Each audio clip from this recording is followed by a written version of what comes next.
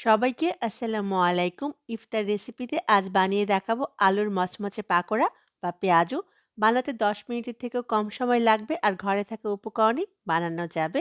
আশা করি আমার আজকের রেসিপি আপনাদের ভালো লাগবে। কথা না বাড়িয়ে চলুন জেনে নিই আলুর মচমচে পাকোড়া বানানোর প্রস্তুত প্রণালী। আলুর পাকোড়া বা পেঁয়াজু বানানোর জন্য প্রথমে আলুগুলোকে আমি কুচি করে কেটে নিয়েছি। আমি সবজি কুড়ুনির সাহায্যে কুচি করে নিয়েছি। আপনি দা বা বটির সাহায্যে কুচি করে নিতে পারবেন। আলুর কুচিগুলোকে পানির মধ্যে কয়েক মিনিটের জন্য ভিজিয়ে রাখতে হবে। এতে আলুর গায়ে যে স্টার্চ আছে সেটা চলে যাবে। আলুর স্টার্চ আলুকে আঠালো করে দেয়, যা পাকোড়াকে মচমচে হতে দেয় না। কয়েক মিনিট পরে আলুটাকে এই পানি থেকে উঠিয়ে ২-৩ বার খুব ভালো করে নরমাল পানিতে ধুয়ে পানিটা খুব ভালো করে ঝরিয়ে নিয়েছি। এখানে মাঝারি সাইজের ২ টা আলু আছে আজকের পাকোড়া বানানোর জন্য।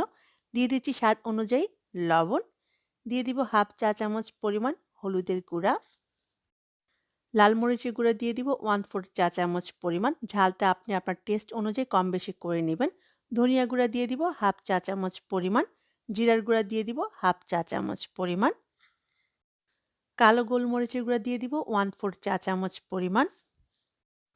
বেকিং সোডা দিয়ে দিব 1/4 চা চামচ পরিমাণ। বেকিং সোডা দেওয়ার জন্য এই পাকোড়াটা অনেক বেশি মচমচা হবে।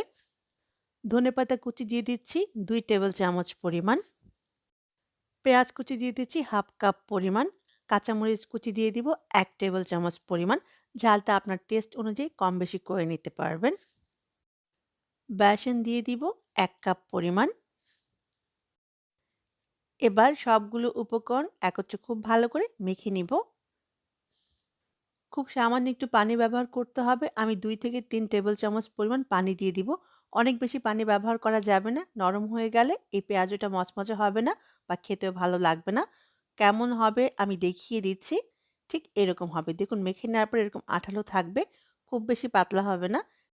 দেখে নিশ্চয়ই বুঝতে পেরেছেন কেমন হবে। হাতে নিয়ে খুব সহজে একটা পাকোড়া বা পেঁয়াজুর শেপ দেয়া যাচ্ছে দেখুন।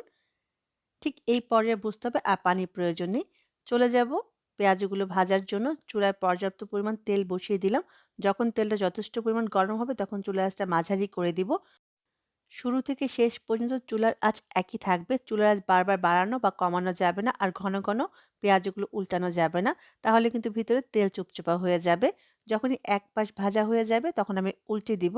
উল্টে পাল্টে ২ পাশে যখন সুন্দর একটা গোল্ডেন ব্রাউন কালার আসবে তখন বুঝতে হবে পেঁয়াজুটা ভাজা হয়ে গেছে, উঠিয়ে নিতে হবে। একটু সময় নিয়ে পেঁয়াজুটা ভাজলে অনেক সময় পর্যন্ত মচমচে থাকবে। এই পেঁয়াজুগুলো ভাজা হতে ৬ থেকে ৭ মিনিটের মতো সময় লাগবে।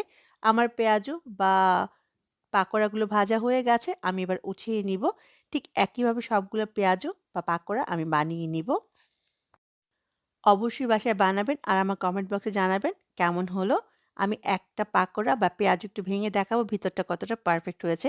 এই পেঁয়াজুগুলো অনেক সময় পর্যন্ত মচমচে থাকে, খেতেও অনেক ভালো লাগে। আর বানানোর জন্য ১০ মিনিটের থেকেও কম সময় লাগে। আশা করি আমার আজকের রেসিপি আপনাদের ভালো লেগেছে। সবাই অনেক ভালো থাকবেন। আমার জন্য দোয়া করবেন। আবারও দেখা হবে। ততক্ষণ পর্যন্ত আল্লাহ হাফিজ।